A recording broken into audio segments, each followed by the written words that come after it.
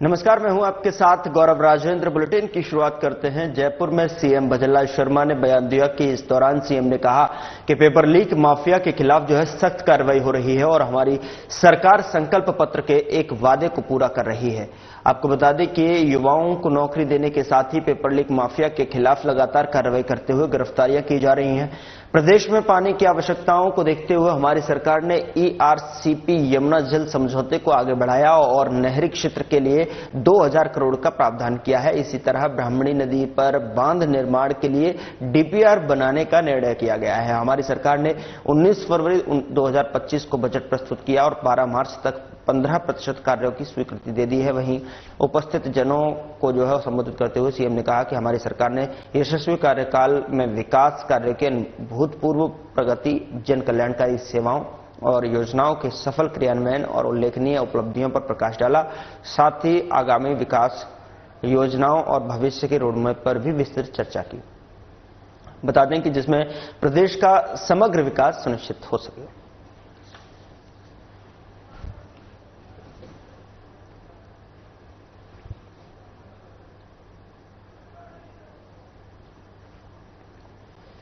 उधर जन स्वास्थ्य अभियांत्रिकी एवं भूजल विभाग के कैबिनेट मंत्री कन्हैयालाल चौधरी टोंक दौरे पर रहे और इस दौरान उन्होंने कई कार्यक्रमों में भाग लिया है। सबसे पहले मंत्री कन्हैयालाल चौधरी कृषि ऑडिटोरियम में टीबी मुक्त ग्राम पंचायत एवं विश्व क्षय रोग दिवस के जिला स्तरीय कार्यक्रम में पहुंचे। यहां पर उन्होंने टीबी मुक्त भारत का संदेश दिया और इसके बाद टोंक राजकीय महाविद्यालय टोंक पहुंचे, जहां पर उनका स्वागत किया गया। यहां आयोजित विकसित भारत द्वारा और भारत युवा संसद के कार्यक्रम में हिस्सा लिया। इस दौरान पूर्व बीजेपी जिलाध्यक्ष अजीत सिंह मेहता, जिला महामंत्री दीपक संगत मंच से बोलते हुए उन्होंने कहा कि हमारा देश युवाओं का सबसे बड़ा विकसित देश है। हमारे देश में युवा देश की तरक्की में भागीदारी निभा रहे हैं। वन नेशन और वन इलेक्शन पर उन्होंने समर्थन किया।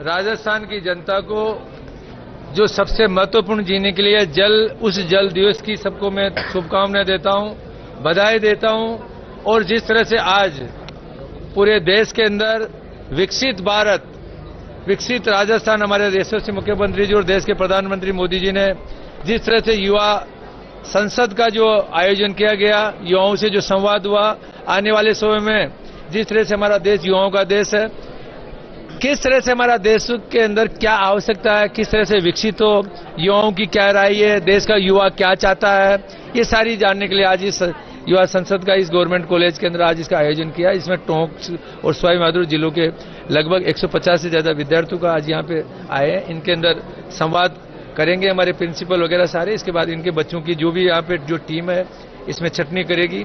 फिर राजस्थान विधानसभा के अंदर वहां संवाद होगा, वहां से बच्चों की छटनी करने के लिए देश के प्रधानमंत्री मोदी जी बच्चों से संवाद करेंगे कि हमारा युवा क्या चाहता है।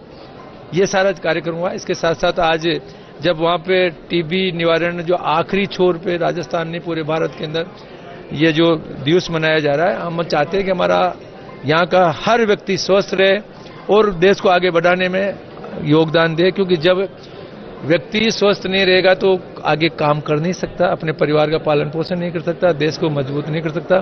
तो उसी का भी एक अभियान था। दोनों कार्यक्रम के तहत आज मेरे को टोंक में आने का मौका मिला। मेरे साथ में मेरे पूरे विधानसभा के साथ अजीत जी मेहता, हमारे पार्टी के अध्यक्ष चंद्रवीर सिंह जी, सभी साथ थे।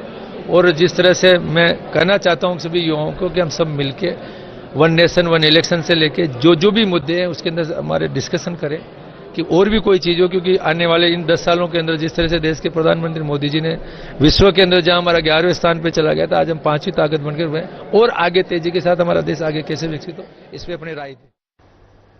जयपुर विकास आयुक्त आनंदी की अध्यक्षता में जेडीए के मंथन सभागार में सेक्टर रोड और मिसिंग लिंक रोड को बनाने में आ रही बाधाओं को निस्तारण संबंध में समीक्षा बैठक आयोजित हुई। जयपुर विकास आयुक्त ने बताया कि जेडीए की ओर से सेक्टर रोड और मिसिंग लिंक रोड को पूर्ण करने के लिए सेक्टर रोड लिंक रोड को बनाने में आ रही समस्याओं को जल्द से जल्द समाधान करते हुए निर्माण पूर्ण करने के निर्देश दिए गए हैं। उन्होंने बताया कि जयपुर के यातायात के सुगम संचालन के व्यापक रोड नेटवर्क विकसित करना जयपुर विकास प्राधिकरण की प्राथमिकता रही है, परंतु विभिन्न sector road missing link road का कार्य भूमि समर्पण या फिर अवाप्ति से संबंधित विभिन्न प्रकार के विवादों की वजह से प्रभावित हो रहे हैं, जिनके समाधान के लिए जोन स्तर में प्रभावी कार्रवाई करने के लिए जोन उपायुक्तों को निर्देश दिए गए हैं।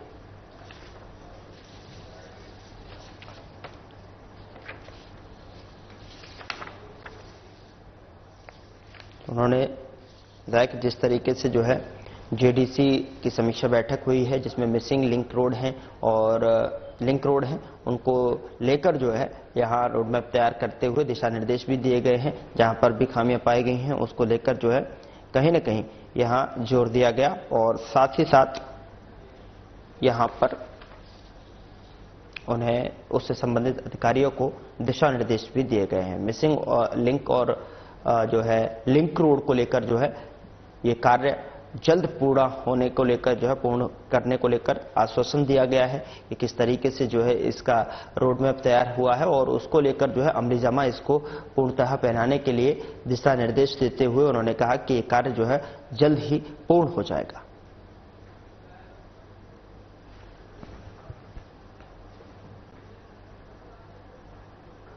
राजस्थान इंटरनेशनल के कॉन्फ्रेंस हॉल में प्रदेश की विद्युत वितरण निगमों के अधिकारियों की संयुक्त कार्यशाला की वीडियो कॉन्फ्रेंस के माध्यम से ऊर्जा विभाग के अतिरिक्त मुख्य सचिव आलोक ने संबोधित किया और इस दौरान उन्होंने कहा कि पीएम कौशल योजना के माध्यम से प्रदेश में तेजी से विकेंद्रित और सौर ऊर्जा संयंत्र स्थापित हो रहे हैं और बीते करीब 1 साल में इस क्षेत्र में राजस्थान ने जो प्रगति हासिल की है वो देश के ऊर्जा परिदृश्य में आ रहे बदलाव का उल्लेखनीय उदाहरण है। प्रदेश में बिजली वितरण के क्षेत्र में किए जा रहे नवाचारों और डिजिटलाइजेशन को लेकर आयोजित इस कार्यशाला में आलोक ने कहा कि आने वाले 2 साल में जो है प्रदेश की सभी 33/11 केवी सब स्टेशन से जुड़े क्षेत्र में पीएम कुसुम योजना के जरिए जो है विकेंद्रित सौर ऊर्जा संयंत्र विकसित करने की दिशा में हम आगे बढ़ रहे हैं।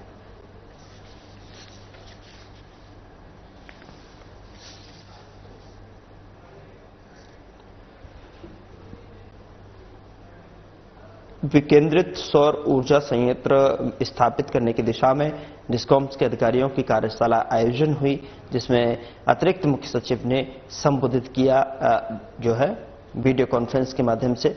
उन्होंने बताया कि जिस तरीके से जो है बीते करीब 1 साल में क्षेत्र में राजस्थान ने जो प्रगति हासिल की है वो देश के ऊर्जा परिदृश्य में आ रहे बदलाव का उल्लेखनीय उदाहरण है। प्रदेश में बिजली वितरण के क्षेत्र में किए जा रहे नवाचारों को लेकर जो डिजिटलाइजेशन किया जा रहा है उसको लेकर आयोजित इस कार्यशाला में उन्होंने कहा कि 33/11 सब स्टेशन से जुड़े क्षेत्र में पीएम कुसुम योजना के जरिए विकेंद्रित सौर ऊर्जा संयंत्र विकसित करने की दिशा में हम लगातार आगे बढ़ रहे हैं।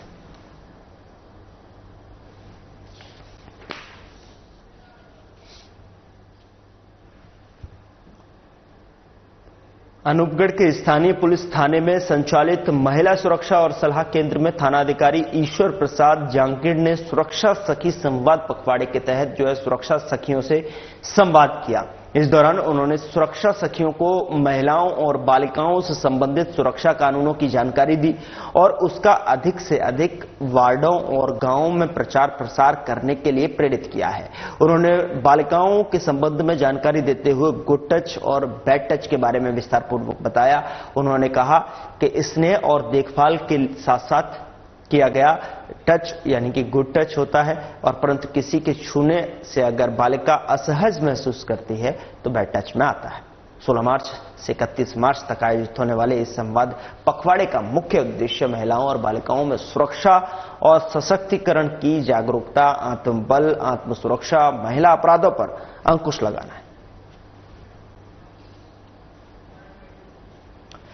तो गुड टच और बैड टच के बारे में जो है इसके माध्यम से यहां पर जानकारी साझा की गई है, जिससे कि महिलाओं को, बच्चियों को आत्मरक्षित बनाया जा सके और सशक्तिकरण की दिशा में उनको आगे बढ़ाया जा सके। उसको लेकर जो है कहीं न कहीं महिलाओं और बालिकाओं को ये जानकारी साझा की गई है सुरक्षा सखी संवाद पखवाड़े के माध्यम से, जहां पर बताया गया कि किस तरीके से गुड टच और बैड टच की इंटेंशन से किया गया कोई भी स्पर्श जो है वो किस श्रेणी में आता है। दरअसल आपको बता दें कि जिस तरीके से उन्होंने इस सखी सुरक्षा संवाद के माध्यम से पखवाड़े के तहत जो है ये सुरक्षा सखियों ने संवाद किया है। उनको बताया है कि किस तरीके से समाज में गुड टच बैड टच की परिभाषा होती है और उसके माध्यम से कहीं न कहीं सशक्तिकरण के लिए जो जागरूकता है, आत्मबल है, आत्म सुरक्षा है, महिलाओं को अपराधों पर अंकुश लगाने में कितनी कारगर साबित होगी। अभी पुलिस मुख्यालय के आदेशानुसार 16 मार्च से लेकर 31 मार्च तक सुरक्षा सखी संवाद पखवाड़ा चल रहा है। इसमें जो हमारे थाना क्षेत्र की जो सुरक्षा सखियां हैं उन सबको बुला के आज मीटिंग ली गई है और मीटिंग में उनको महिला संबंधी जो कानून है और महिलाओं के अधिकार है इसके संबंध में प्रशिक्षण दिया गया है। ये सुरक्षा सखी यहाँ पर रहने वाली हर बालिका, हर महिला को उसके अधिकारों व महिला संबंधी कानून की जानकारी देंगी ताकि कोई भी महिला या बालिका को अपने अधिकारों के बाद में अनभिज्ञता नहीं हो, उसे अपने अधिकारों की पूरी जानकारी और जागरूकता हो। उधर राजस्थान सरकार की बजट घोषणा के आलोक में जवाहर कला केंद्र की ओर से आयोजित विजयदान देथा साहित्य उत्सव का शनिवार को दूसरा दिन रहा। प्रभातकालीन संगीत सभा के साथ दिन की शुरुआत हुई और साहित्यिक संतरों में राजस्थानी भाषा के इतिहास, साहित्य और महिला साहित्यकारों की भूमिका पर चर्चा की गई। साथ ही इसके अलावा साहित्यकारों ने राजस्थानी भाषा के सम्मान पर बात की है। लोक वार्ता में राजस्थान के ऐतिहासिक योगदान पर बात हुई। आखिर में कवि सम्मेलन में प्रसिद्ध राजस्थानी कवियों ने काव्य पाठ भी किया।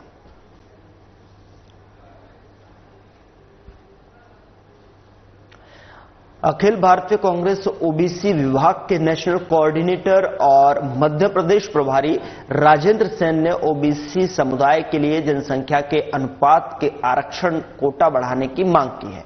सेन ने कहा कि सुप्रीम कोर्ट ने ईडब्ल्यूएस के माध्यम से जो है 10% आरक्षण को संविधान के खिलाफ नहीं माना है और जिससे यह साबित होता है कि आरक्षण की सीमा में बदलाव संभव है। उन्होंने सुझाव दिया कि उन राज्यों में जहां पर ओबीसी समुदाय की जनसंख्या 55% से अधिक है, वहां केंद्र सरकार के समान 27% ओबीसी आरक्षण लागू किया जाए। उनका मानना है कि जब सभी राज्यों में जो है ईडब्ल्यूएस आरक्षण की सीमा 50% से अधिक हो चुकी है तो ओबीसी समुदाय की भी जो है एससी और एसटी की तरह जनसंख्या के आधार पर आरक्षण कोटा दिया जाना चाहिए।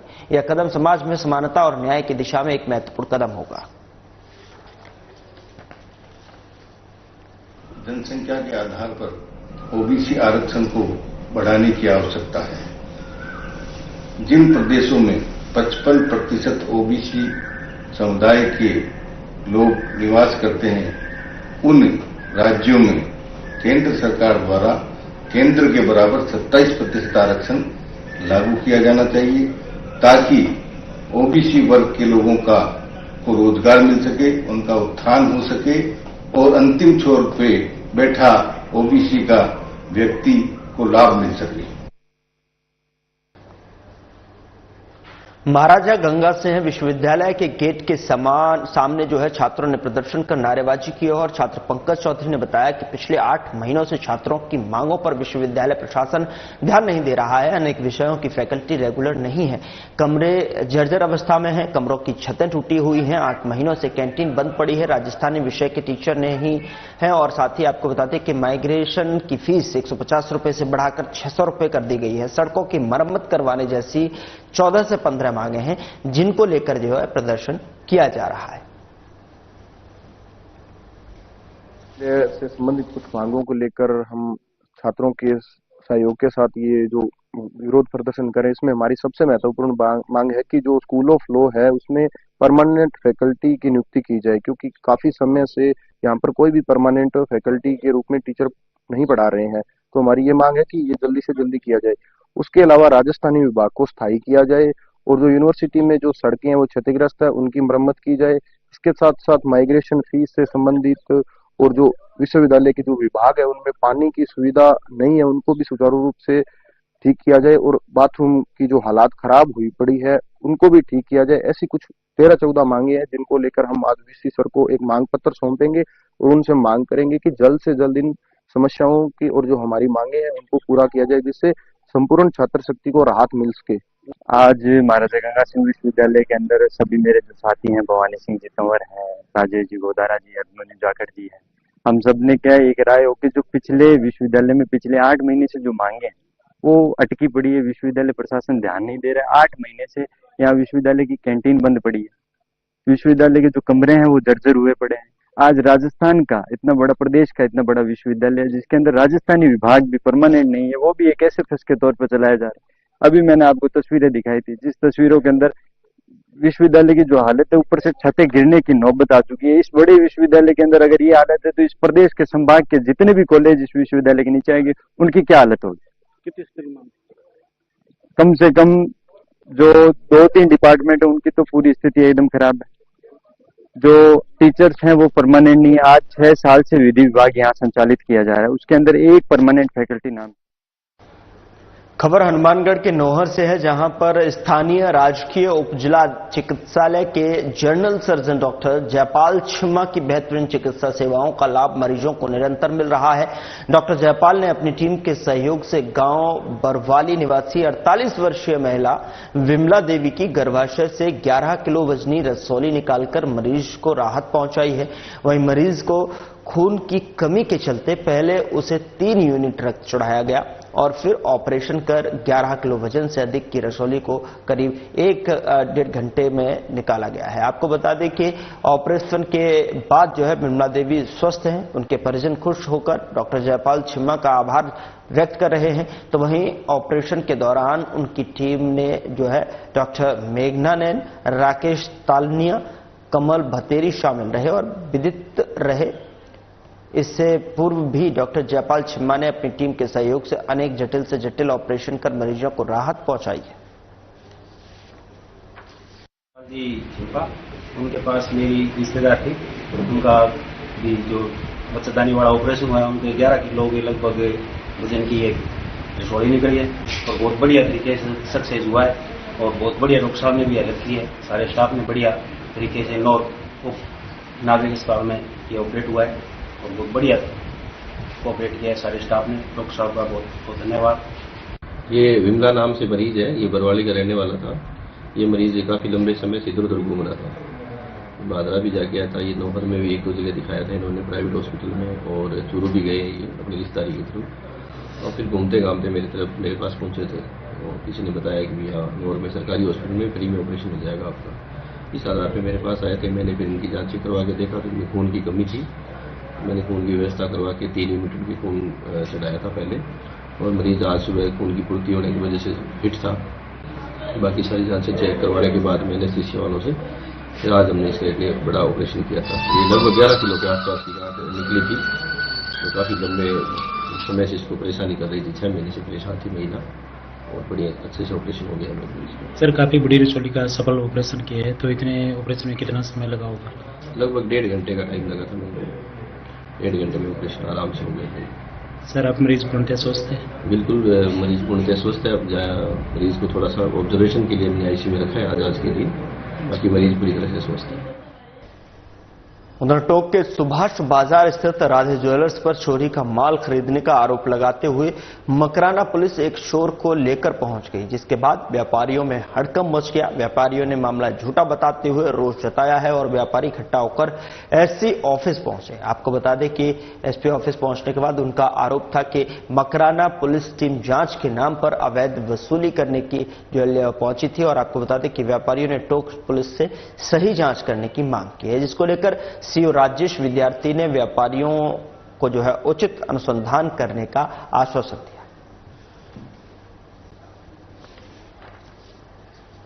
पुलिस यहाँ पर टोंक में आई है। उन्होंने राधे ज्वेलर्स नाम का एक प्रतिष्ठान है जो कि अपने सुभाष बाजार के अंदर स्थित है, वहाँ पर आके उन्होंने किसी हमारे एक व्यापारी को आइडेंटिफाई करना बताया। तो इस सूचना पर हम लोग वहाँ कोतवाली में पहुंचे।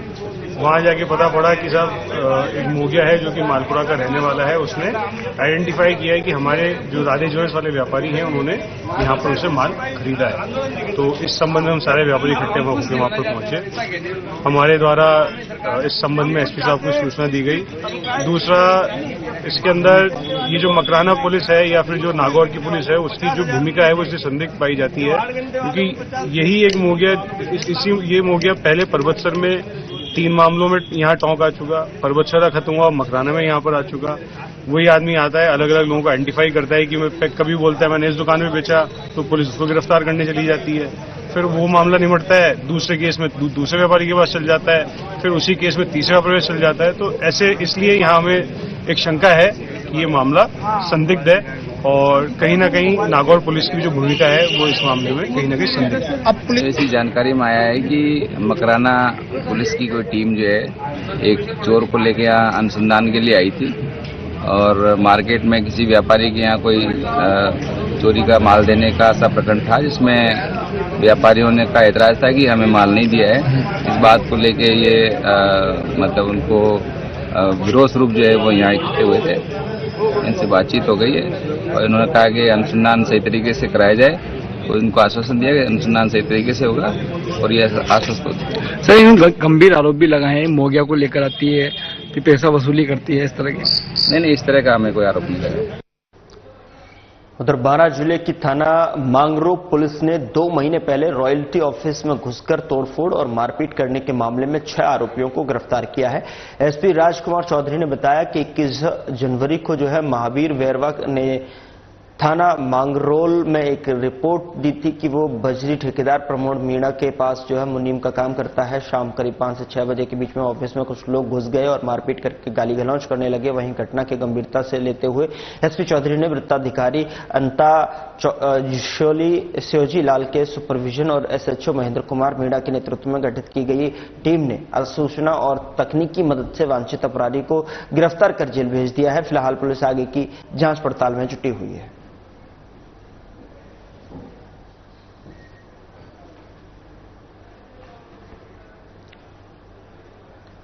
जिला कलेक्टर देवेंद्र कुमार ने शुक्रवार को महवा उपखंड क्षेत्र का दौरा कर कई राजकीय कार्यालयों का निरीक्षण किया है। उन्होंने महवा उपखंड अधिकारी कार्यालय, बालाहेड़ी उप तहसील कार्यालय, आंगनवाड़ी केंद्र और पीएम आवास योजना के तहत निर्माण कार्यों की समीक्षा की है। जिला कलेक्टर ने अधिकारियों को ई फाइल प्रक्रिया को 100% जो है लागू करने और राजस्व संबंधित कार्यों को निर्धारित समय सीमा में पूर्ण करने के निर्देश दिए हैं। साथ ही आपको बता दें कि बालाहेड़ी आंगनवाड़ी केंद्र का निरीक्षण करते हुए उन्होंने बच्चों और गर्भवती महिलाओं के लिए पोषण आहार, टीकाकरण और स्वास्थ्य जांच सुनिश्चित करने के निर्देश दिए हैं। तो वहीं पीएम आवास योजना के निर्माण कार्यों को गुणवत्ता के साथ में समय पर पूरा करने के लिए आवश्यकता जताई है। उन्होंने महवा और मंडावर पंचायत समितियों के ग्राम पंचायत परिसीमन प्रस्तावों और नए राजस्व गांवों के प्रस्तावों पर भी चर्चा की है और इस दौरान उपखंड अधिकारी मनीषा कुमारी मीणा समेत अन्य अधिकारी उपस्थित थे।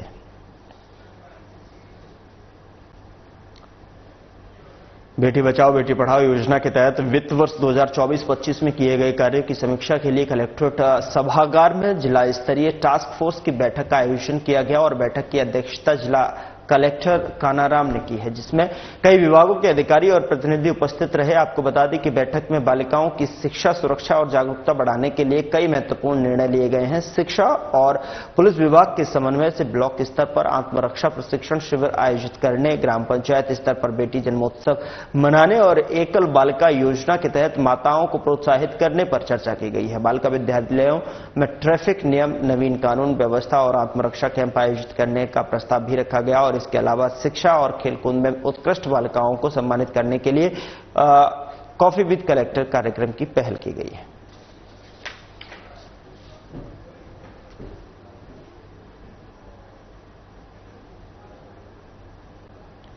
रोदावल थाना क्षेत्र के गांव नयावास ब्रह्मावाद में आयोजित शीतला माता मेले का उद्घाटन बयाना पंचायत समिति के प्रधान मुकेश कोहली के ने फीता काटकर किया है। इस अवसर पर गुर्जर नेता भूरा भगत, दीवान शेरगढ़, विष्णु गुर्जर, राजेंद्र पाराशर सहित कई अन्य लोग उपस्थित रहे। इस वर्ष मेले में सुरक्षा के विशेष इंतजाम किए गए हैं। पूरे मेले की निगरानी सीसीटीवी कैमरों से की जा रही है। वहीं अतिरिक्त पुलिस बल भी तैनात किया गया है। पुलिस प्रशासन ने साफ कर दिया है कि किसी भी प्रकार की अशांति फैलाने वालों को बख्शा नहीं जाएगा। पुलिस टीम सक्रिय रूप से ऐसे गिरोहों पर नजर रखेगी जो मेले में असामाजिक गतिविधियों में संलिप्त होते हैं। वहीं उद्घाटन के लेकर जो है प्रधान मुकेश कोहली ने ग्राम पंचायत ब्रह्मावाद विकास के लिए 20 लाख रुपए देने की घोषणा की है।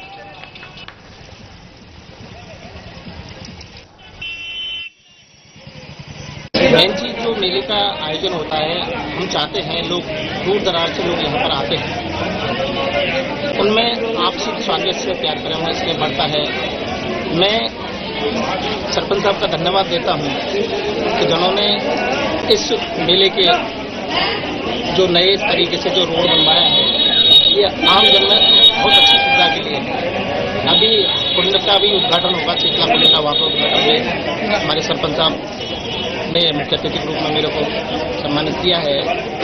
दूसरा निवेदन प्रशासन का भी मैं इतना धन्यवाद देता हूँ कि जिन्होंने जगह जगह सिक्योरिटी कैमरे लगाए हैं। फिलहाल बुलेटिन में इतना ही। नमस्कार।